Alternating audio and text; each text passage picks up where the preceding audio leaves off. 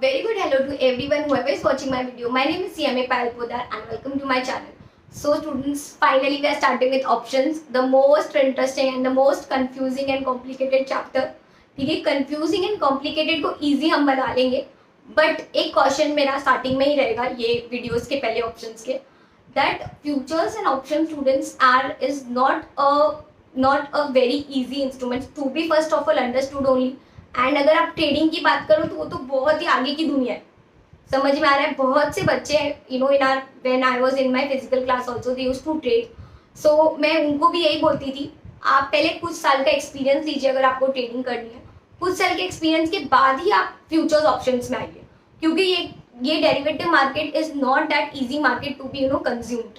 ठीक है, तो स्पेशली अभी आपको ये पढ़ने में इतना टाइम लगेगा, तो आप इसको सोचिए प्रैक्टिकली आपको कितना टाइम लगेगा इसको समझने में. बहुत लाखों स्ट्रैटेजीज होती है इसकी. स्ट्रैटेजीज का तो नाम भी ले लूंगी तो पूरा 1-2 घंटा चला जाएगा, इतनी स्ट्रैटेजीज है उसकी. जो ट्रेड एक्चुअली करते होंगे सोचो उनको कितना प्रॉब्लम होता होगा, राइट. बहुत टाइम लग जाता है समझने में, उसको इम्प्लीमेंट करने में, फिर उसका आने में. तो there is a lot of risk and that risk can be bear only when you have a very good knack of the markets. ठीक है, तो it is highly advisable not to come in the especially derivative market at the start of your career of trading. ठीक है, take it as instrument to go later when you are good with, आपको market की थोड़ी बहुत prediction पता चलने लग गई, मूवमेंट पता चलने लग गई. ठीक है, कैश मार्केट में रहोगे थोड़े टाइम तो शायद थोड़ी कुछ पता चल जाए, उसके बाद आप आइए डेरिवेटिव मार्केट में. It is always open for you. ठीक है, द नेक्स्ट, जब ऑप्शंस हम पढ़ते हैं ना, जब हमारी अंडरस्टैंडिंग आती है सबसे पहले, ठीक है, तो हमको बहुत मन करने लग जाता है ऑप्शन के साथ. स्पेशली क्योंकि एक चीज इतनी बेनिफिशियल है इसमें, वो दिखती बहुत बेनिफिशियल है. देखिए, दिखती बहुत बेनिफिशियल है जब अकेडमिकली आप पढ़ते हैं. जब आप प्रैक्टिकली जाते हैं तब आपको पता चलता है भाई ओ ऐसा है. So there will be turn of things that आप अकेडमिकली जो पढ़ रहे हो उसको जब अप्लाई करने जाओ बहुत टफ लगेगी. तो आप इतनी जल्दी उसको ट्रेडिंग में ना जाइए, डेरिवेटिव की ट्रेडिंग में. ठीक है, थोड़ा टाइम लीजिए, आराम से अपना सब सेट कर लीजिए, अपने लाइफ की सैलरी और ये सब सेट करिए, इन्वेस्टमेंट्स करिए, सेफ इन्वेस्टमेंट्स के बाद जाके आपको ट्रेडिंग करनी है तो शुरू करिए. That is should be the last step before after your safe investments. उसके बाद आपको ट्रेडिंग कर लीजिए. ठीक है, तो तब आप पहले कैश मार्केट एक्सपीरियंस ले लीजिए, उसके बाद आपको लग रहा है हाँ अभी भी मेरे पास थोड़े पैसे हैं और मुझे सीखना है तो आप जाइए. ठीक है, चलिए अब हम नेक्स्ट में जाते हैं. ये ऑप्शन है क्या, अब सोचिए. देखिए, हमने क्या पढ़ा था फ्यूचर्स में, that either the buyer or the seller, both of them are getting what, unlimited profit or loss. ठीक है, दोनों की ही वही स्टेटस हमने बताई हुई है कि आपको भाई आप बायर हो क्या आप सेलर हो, किसी को भी हमने कोई बेटर पोजीशन नहीं दी है मार्केट से, right, in futures. But when options came तो बायर और सेलर में से एक को बहुत ही अच्छी पोजीशन दी गई, जिसके लिए ऑप्शंस आया गया बेसिकली वो है बायर्स. ठीक है, हम देखते हैं किस तरह से. देखिए, तो for example mister A and mister B are two traders, good market traders, and they invest amount and put their money in the trading of futures market also. They were just talking with each other and they were like stock market यार बहुत ही volatile है. That is a truth, right, it is very volatile. तुम यार futures तो और भी बहुत प्रॉब्लमेटिक है, क्योंकि फ्यूचर्स में पैसे डालो कुछ पता नहीं कल क्या होगा मार्केट में, राइट. फ्यूचर्स में वॉलेटिलिटी बहुत ज्यादा हो जाती है, तो यार मार्केट बहुत डेंजर है. मिस्टर ए मिस्टर बी दोनों एक्सेप्ट करे पॉइंट्स को, तो बोले कुछ ऐसा इंस्ट्रूमेंट होना चाहिए, स्टॉक मार्केट को इंट्रोड्यूस करना चाहिए जिसमें यार अनलिमिटेड प्रॉफिट तो हो, मेरे को अनलिमिटेड प्रॉफिट हो, बट यार लॉस मुझे नहीं चाहिए. अब स्टॉक मार्केट ने सोचा भाई ऐसा कैसा होगा, राइट, कि तुम प्रॉफिट तो ले जाओ बट लॉस तुमको नहीं चाहिए. बट फिर ऑप्शंस एक ऐसा इंस्ट्रूमेंट लाया गया जिसने इसको सच्चाई में बदला, और ये सच्चाई आज तक चल रही है. ठीक है, अब ये सच्चाई क्या है, बहुत सारे इफ्स एंड बट्स है, तो please be very cool and काम. ठीक है, देखो, बायर्स एंड सेलर्स है, दोनों को तो मैं प्रॉफिट नहीं दे सकता अनलिमिटेड, कि तुम दोनों अनलिमिटेड प्रॉफिट लेके जाओ. लॉस किसका होगा फिर, मेरा. मैं तो यार लॉस के लिए आया ही नहीं हूँ, मैं तो तुम लोगों को मिलाने के लिए आया हूँ. I am a mechanism through which you what, I am a market through which you operate, right. तो I am not going to take the loss at all obviously. तो मेरे को दोनों में से एक के माथे पे तो लॉस डालना पड़ेगा, तो मैंने लॉस सेलर के माथे पे डाला और अनलिमिटेड प्रॉफिट को किसको दिया, बायर को दिया. ठीक है, बायर तो खुश हो गया, बायर बोला या wow I got a instrument through which I will get unlimited profit, but loss I will not gate. तो स्टॉक मार्केट बोला रुक रुक जा रुक जा, ये फ्री में बेचारा थोड़ी ना सब कुछ करेगा, ये क्यों लॉस लेगा, कोई लॉस बिना मत के अपने सर के ऊपर लेगा नहीं, ये रिस्क लेने को तैयार है। ये लॉस बोला मैं भी लॉस लूंगा बट मैं एक प्रीमियम अमाउंट चार्ज करूंगा उसके लिए, ठीक है। That amount which you need to pay to me when you are coming to the options, ठीक है, वो अमाउंट को कहा जाएगा, that amount will be called as premium. क्या बोलेंगे उसको हम, प्रीमियम अमाउंट। अब ये प्रीमियम अमाउंट कौन पे कर रहा है, ऑब्वियसली द बायर। अभी कौन रिसीव कर रहा है, ऑब्वियसली द सेलर। अब अनलिमिटेड प्रॉफिट किसका है, बायर। अनलिमिटेड लॉस किसका हो सकता है, सेलर, राइट। अब हमें देखना है कैसे अनलिमिटेड प्रॉफिट और लॉस किस तरह से वर्किंग की गई है, हम वो देखेंगे, ठीक है। देखिए स्टूडेंट्स, अभी आपको एक और चीज समझ में आनी चाहिए कि इसको एक हक मिल रहा है, ये एक हक खरीद रहा है, राइट। तो इसको हम बोलेंगे right. He is buying what, he is buying a right, ठीक है। Now what is he doing, he is selling the right, right. But अब इसको सेलिंग बोलेंगे ना तो बड़ा कंफ्यूजन होएगा, इसके लिए हम इसको बोलते हैं he is obligated to cell.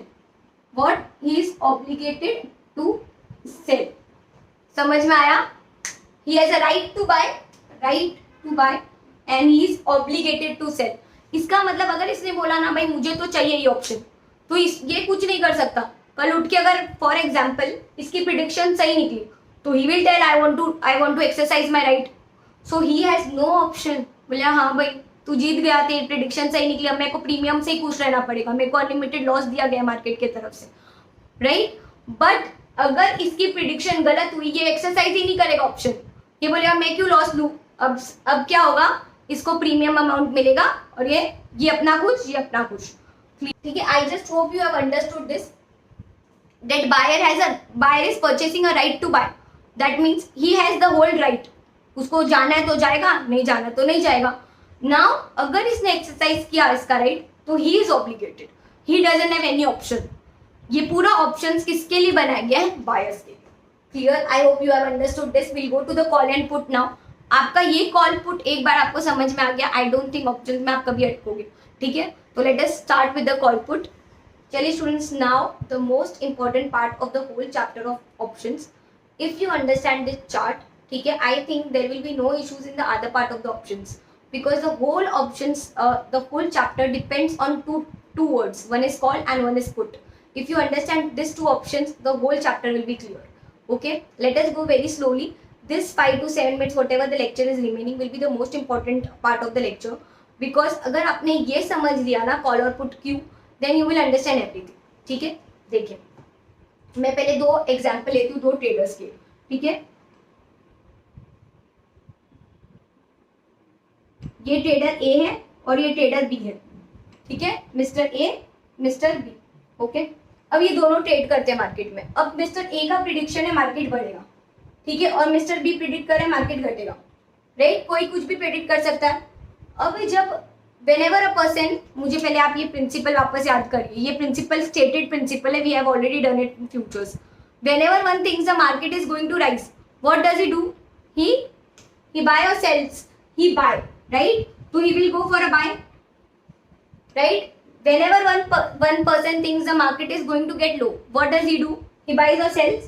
He sells the underlying, right? अब तक हमारा ये तो क्लियर होना चाहिए कि कब बाय करते कब सेल करते, क्योंकि आपको ये नहीं पता ना तो कॉल पुट तो समझना दूर की बात हो जाएगी, ठीक है। ये स्टेटेड लॉ है, ये स्टेटेड प्रिंसिपल है कि मार्केट में आपको अगर लग रहा है प्रिडिक्शन कि मार्केट बढ़ेगा तो यू विल बाय।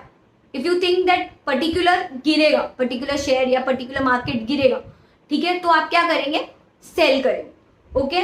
यहाँ तक क्लियर है, बाय और सेल। अब मिस्टर ए और मिस्टर बी दोनों को ऑप्शन चाहिए था, दोनों को ही बायर की पोजीशन चाहिए थी, राइट। अब यहाँ पे आया पूरा ऑप्शंस का खेल। अब ये दोनों है, अब दोनों अलग अलग प्रिडिक्शन कर रहे हैं। अब कोई भी ट्रेडर हो, फॉर एग्जाम्पल मैं भी हूँ या आप भी हो, कोई सोच सकता है कि मार्केट बढ़ेगा, कोई सोच सकता है मार्केट घटेगा, तो ये दोनों ही अलाउड स्टॉक मार्केट ने खुद ने किया, right. It is all about predicting that a particular underlying is going to high, going to rise, और particular underlying is going to get low. This is what all market is all about, high and low, right. अब आप बोल रहे हो कि हम लोगों को आप बायर पोजिशन देना चाहते हो, राइट। तो बायर तो हमेशा प्रिडिक्ट करते हैं मार्केट बढ़ेगा, ये तो इसको तो आप दे दोगे ऑप्शन, लेकिन यार ऐसे कितने लोग होंगे जो सोच रहे मार्केट घटेगा या कोई पर्टिकुलर शेयर गिरेगा, तो उनको क्या बाइंग ऑप्शन नहीं मिलना चाहिए? राइट? आप अगर कोई राइट दे रहे हो, अधिकार दे रहे हो, आपको उसको फुल फ्लेजेडली देना पड़ेगा। देखिए बहुत क्लियरली समझिए, आपको अगर मार्केट, स्टॉक मार्केट बोलेगा नहीं, under options since you are a buyer you can only predict that the market is going to rise, आप बोलेंगे कैसे हो सकता है that I only predict the market is going to rise? अगर लग रहा है इकोनॉमिक में प्रॉब्लम है, इकोनॉमी में, तो मैं कभी भी सोच सकती हूँ that the market is going to get low. देखिए मार्केट किसके लिए है? स्टॉक मार्केट ट्रेडर्स के लिए, इन्वेस्टर्स के लिए, ठीक है। अब ये ट्रेडर्स कौन होते हैं? They either predict that the market is going to get high और they predict the market is going down. उन लोगों की प्रिडिक्शन रहती है या तो हाई या तो लो, लेकिन ये दोनों प्रिडिक्शन अलाउड रहती है ना। स्टॉक मार्केट उसको बोलता है दोनों, तू देखो जब जो प्रिडिक्शन करनी है तू कर। हो सकता है एक स्टॉक पे उसने प्रिडिक्शन हाई करके रखी है, लेकिन उसको दूसरी कंपनी का लग रहा है स्टॉक गिरेगा, राइट? तो एक के ऊपर हाई जा रहा है, एक के ऊपर लो, मतलब एक के ऊपर बायर बन रहा है, एक के ऊपर सेलर बन रहा है फ्यूचर्स में। बट अब ऑप्शन में ये चीज बहुत तकलीफ हो गई। क्यों? ऑप्शन में हम अधिकार दे रहे खरीदने का खाली, तो इसकी बड़ी प्रॉब्लम हो रही थी।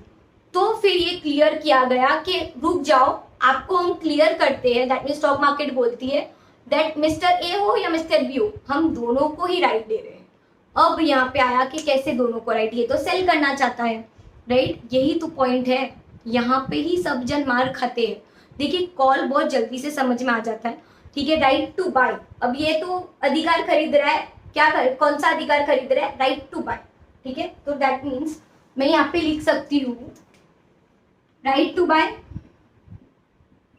ठीक है। यहाँ पे ये तो समझ में आ गया कि ये अधिकार खरीद रहा है खरीदने का, तो इसको तो दे दिया जाएगा, नेचुरली ये बायर है, राइट? बट अब ये मिस्टर बी जो सेल करना चाहता है, इसको क्या करेंगे? अब इसको बेचने का अधिकार देंगे हम।